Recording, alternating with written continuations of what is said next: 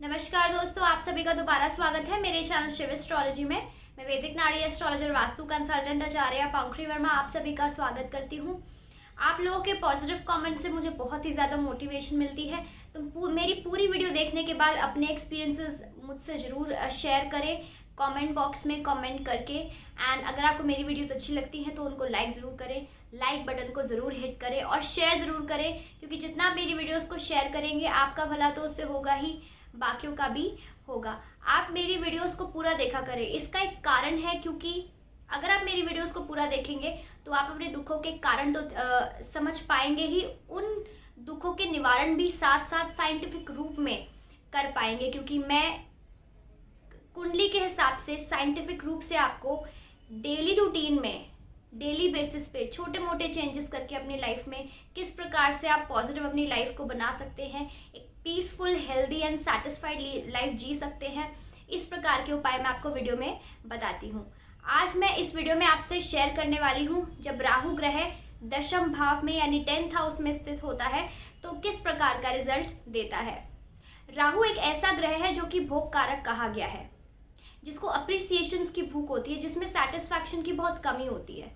जब आप सर्दियों में अपने घर से बाहर जाते हैं व्हीकल लेके, आप पैदल किसी भी प्रकार से जब आप सुबह के समय घर से बाहर निकलते हैं तो सामने आपको क्या दिखता है? कोहरा दिखता है, स्मॉग दिखता है।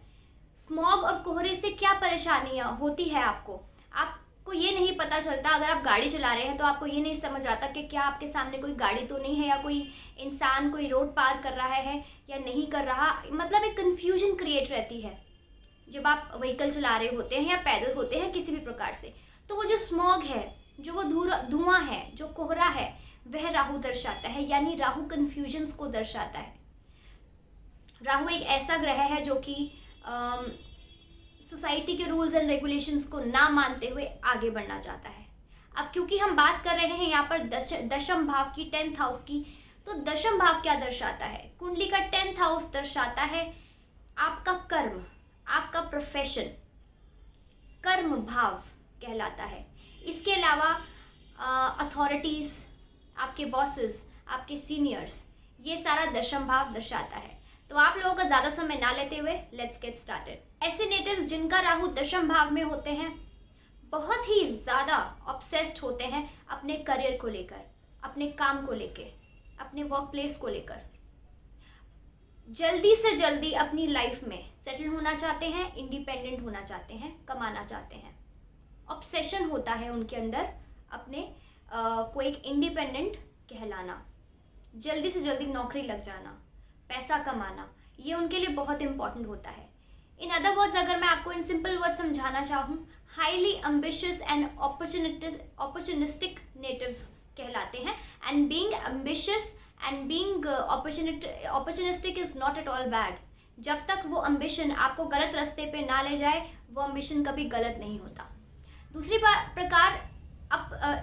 प्रकार से अगर मैं आपको समझाना चाहूँ और सिंपल वर्ड्स में, कि ऐसे नेटिव्स जो हैं सेटिस्फाइड तभी हो पाते हैं, या थोड़ी बहुत सेटिस्फैक्शन उनको तभी मिलती है जब वो कमाना सीख जाते हैं, जब वो सेटल्ड अपने आप को महसूस करते हैं। हाँ, सेटल होने के बावजूद, वो अलग बात है कि सेटल होने के बावजूद भी उनके अंदर इतनी सेटिस्फैक्शन नहीं आती, क्योंकि उनके अंदर ऑब्सेशन होता है। वो अपने आप को, वो जितना भी आगे बढ़ जाए, उनको नहीं लगता कि वो आगे बढ़ गए हैं। That is weakness in them. तो इसको कैसे ठीक किया जाए वो मैं अभी आगे आपको वीडियो में समझाऊंगी। इसी प्रकार से गवर्नमेंट जॉब पाने के लिए या सरकारी नौकरी के लिए इनके अंदर एक अजीब सा ही ऑब्सेशन होता है।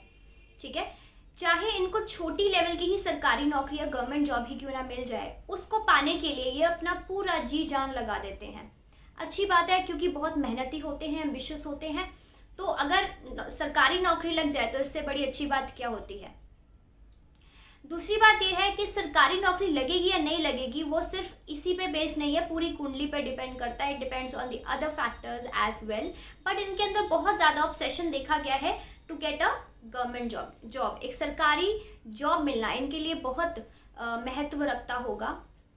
और अगर बाय चांस ये क्रैक नहीं कर पाते हैं, सरकारी नौकरी नहीं मिल पाती है इनको, तो इस वजह से, क्योंकि ये फेल हो जाते हैं या कांस्टेंट फेलियर्स अगर इनको फेस करने पड़ते हैं, अपने इस गवर्नमेंट जॉब से रिलेटेड इश्यूज बहुत ज़्यादा फेस करते हैं, तो कहीं ना कहीं इनके अंदर डिप्रेशन भी आ जाता है।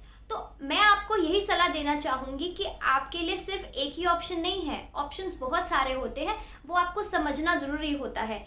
इसी पे बेस्ड होती है करियर एस्ट्रोलॉजी, कि आपकी कुंडली के हिसाब से आप क्या क्या कर सकते हैं। तो अगर आप जानना चाहते हैं कि आपकी स्पेसिफिक कुंडली के हिसाब से आपके लिए कौन से करियर्स अच्छे हैं, बेनिफिशियल हैं, उसके लिए आप मुझे कांटेक्ट कर सकते हैं। मेरे नंबर्स आपको स्क्रीन पर दिख रहे होंगे। बहुत ही ज़्यादा हाई चांसेस है कि ऐसे जातकों का जिनका राहु दशम भाव में है, उनको अपने वर्क प्लेस पे, अपनी जॉब पर ऐसे बॉसेस और सीनियर्स मिले जो कि बहुत ही ज़्यादा यूनिक किस्म के हों, रूल ब्रेकर टाइप्स के हों।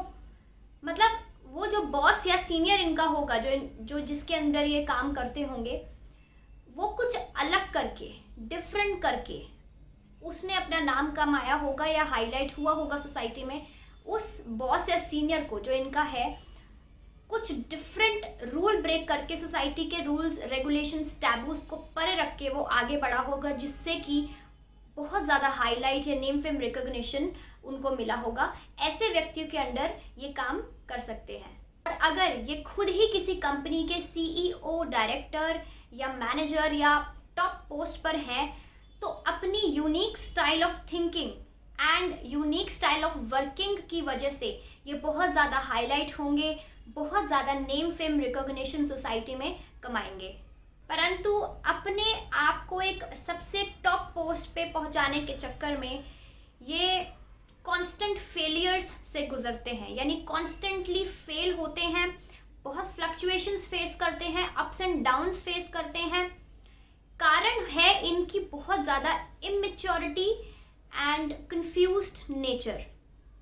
ठीक है, तो अगर आपको किसी पोस्ट पे पहुंचना है, अगर आपको किसी कंपनी का, अपने ही कंपनी में डायरेक्टर, सीईओ, मैनेजर, एक टॉप पोस्ट चाहिए, तो जल्दबाजी नहीं करिए। जितना आप जल्दबाजी करेंगे, जितनी आप उस चीज़ के पीछे भागने की कोशिश करेंगे, उतने ही ज़्यादा आप फेल होंगे। तो आपको पेशेंस रखने की बहुत ज़्यादा आवश्यकता है।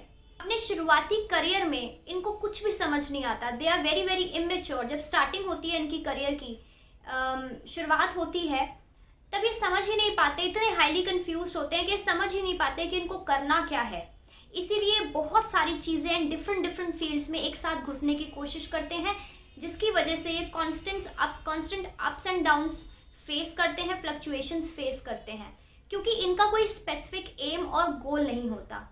ठीक है, आपको ईगल आई व्यू रखने की आवश्यकता है। आप एम्बिशियस हैं, आप अपॉर्चुनिस्टिक हैं, लेकिन आपका कुछ अगर आपको पाना है, किसी में अगर आपकी श्रद्धा है, तो एक स्पेसिफिक एम और गोल तो होना चाहिए। तो आपको हर चीज़ के पीछे भागने की आवश्यकता नहीं है।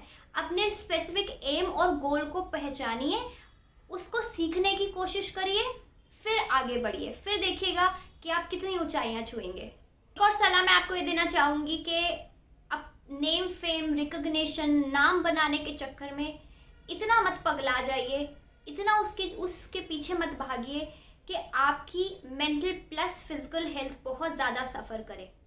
ठीक है, क्योंकि अगर आप बहुत ज़्यादा मल्टीटास्किंग, अगर मैं वर्ड यूज़ करना चाहूँ, एक मल्टीटास्कर बनने की कोशिश करेंगे विदाउट एनी स्पेसिफिक एम और गोल, तो आपकी physical and mental both health, ये सारे क्षेत्र आपके ड्रेन होंगे, आपकी एनर्जी ड्रेन आउट होती जाएगी, आप कॉन्स्टेंटली फेल होते जाएंगे।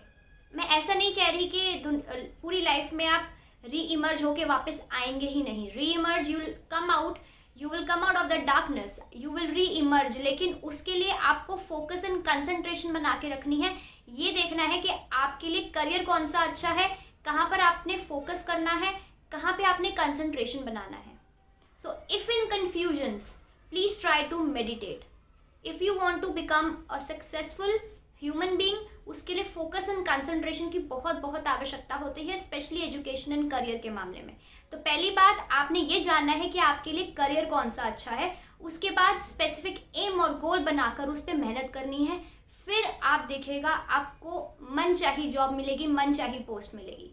का भी राहु दशम भाव में होता है, ऐसे जातक अपने करियर में एक पॉजिटिव टर्न डेफिनेटली देखते हैं। कब देखते हैं? जब वो अपने आप को किसी बड़ी संस्थान से, किसी बड़ी एनजीओ से जोड़ते हैं और अब पूर्ण श्रद्धा से, अपनी पूरी श्रद्धा से, पूरी फेथ से अपनी सर्विस वहां देते हैं। आप ऐसा करके देखिए, अगर आपने नहीं किया है इसको आजमा के देखिए, पर फेथ के साथ, श्रद्धा के साथ। अगर आप टेस्ट करेंगे तो आपको कोई रिजल्ट नहीं मिलेगा, ठीक है? तो पूर्ण श्रद्धा रखिए, किसी ऐसी संस्थान से जुड़िए जहां पर सच में जेन्युइन कुछ उन लोगों को ज़रूरत है। जब आप अपने आप को वहाँ से जोड़ लेंगे, अपनी सर्विसेज प्रोवाइड करेंगे, सर्विसेज इन द सेंस कि वहाँ पर एज अ वॉलेंटियर काम करना, खाने पीने की चीज़ें दे देना, कपड़े दे देना। तो जब आप ऐसा करना शुरू करेंगे, ग्रेजुअली आप अपने करियर में राइज देखेंगे, अपनी इनकम में राइज देखेंगे। प्रमोशंस अगर डिले हुए हैं, इंक्रीमेंट के लिए अप्लाई किया हुआ है, नहीं हो पा रहा है, तो you will definitely see a positive change in these areas. अब आप लोगों के लाइफ में अगर आपके प्रमोशंस में बहुत हर्डल्स, ऑब्स्टिकल्स, डिलेज आ रही हैं, इंक्रीमेंट्स, पर्क्स, इंसेंटिव्स नहीं मिल पा रहे हैं, तो उसका कारण एक आप खुद ही हैं। अब आप बोलेंगे मैडम हम कैसे हैं, हम तो पूरी मेहनत करते हैं, हमारा स्पेसिफिक एम भी हमें पता है, we are not multitaskers now, हमने आपकी बात भी मान ली है। फिर हम कैसे हैं? आप इसीलिए हैं क्योंकि आप कई बार बहुत ही यूनिक सोचने लग जाते हैं, unique in the sense out of box सोचने लग जाते हैं, जो कि बिल्कुल ही सोसाइटी से परे होती है, ठीक है? तो जहाँ पे भी आप काम कर रहे हैं, वर्क प्लेस के रूल्स एंड रेगुलेशंस हैं, वहाँ के रूल्स एंड रेगुलेशंस के हिसाब से आपको थोड़ा चलना होगा। आपकी यूनिक स्टाइल ऑफ वर्क है, that is very very good, लेकिन ऐसा नहीं है कि आपने बिल्कुल ही सबको अपने अगेंस्ट कर लेना है because of your way of talking, way of thinking, way of working, ठीक है? आप अपने way of style of working या स्टाइल ऑफ थिंकिंग से या तो बिल्कुल आगे बढ़ जाएंगे, बिल्कुल ऊंचाइयां छू जाएंगे, या बिल्कुल ही आप सबको अपने अगेंस्ट कर लेंगे। जैसे हम एक कहावत है कि खुद के ही पैरों पे कुल्हाड़ी मारना, तो वो सिचुएशन आपने अपनी लाइफ में नहीं लानी है। अपनी वे ऑफ टॉकिंग, अपने स्पीच के कारण प्लस अपनी फैमिली के स्ट्रॉन्ग सपोर्ट के कारण बहुत आगे बढ़ेंगे, क्योंकि आपका वे ऑफ कम्युनिकेशन काफ़ी यूनिक होगा। योर स्टाइल बेसिकली बहुत ज़्यादा अलग है, यूनिक है, इसकी वजह से आप काफ़ी ज़्यादा हाईलाइट हो सकते हैं एंड ऑल्सो ये आपके फाइनेंशियल कंडीशंस को इम्प्रूव करने में भी हेल्प करेगा। जातकों के मामा या मासी जो हैं बहुत ज़्यादा स्पिरिचुअल नेचर के होंगे, एस्ट्रोलॉजी में, ऑकल्ट मिस्टिसिज्म में उनका इंटरेस्ट होगा, या किसी ना किसी प्रकार से वो एस्ट्रोलॉजी, ऑकल्ट मिस्टिसिज्म से जुड़े हुए होंगे, या उनका खुद इंटरेस्ट होगा कुंडलियाँ दिखवाना, एस्ट्रोलॉजिस्ट के पास जाना। दूसरी बात यह है कि जिनका राहु दशम में होता है उनका इंटरेस्ट ऑकल्ट, एस्ट्रोलॉजी, मिस्टिसिज्म में तब बढ़ने के ज़्यादा चांसेस हैं जब वो बहुत सारे struggles, competitions, specially legal issues face करते हैं, हेल्थ इश्यूज फेस करते हैं। तो आप ये नोटिस करिएगा और मुझे कमेंट बॉक्स में ज़रूर बताइएगा, क्योंकि ऐसे जातक हाईली कंफ्यूज रहते हैं in their work place, career में, कि क्या करना चाहिए, कौन सी फील्ड अच्छी है। कई बार इनके बॉसेस और सीनियर्स से ही इनकी नहीं बनती है, तू तड़ाक होती रहती है, बहुत ज़्यादा फ्रिक्शंस फेस करते हैं, जिसकी वजह से बहुत जल्दी जल्दी जॉब चेंजेस करने पड़ते हैं, जिसकी वजह से इनर पीस ज़ीरो, अनसेटिस्फाइड नहीं रहते हैं। इनको इम्प्रूव करने का क्या तरीका है?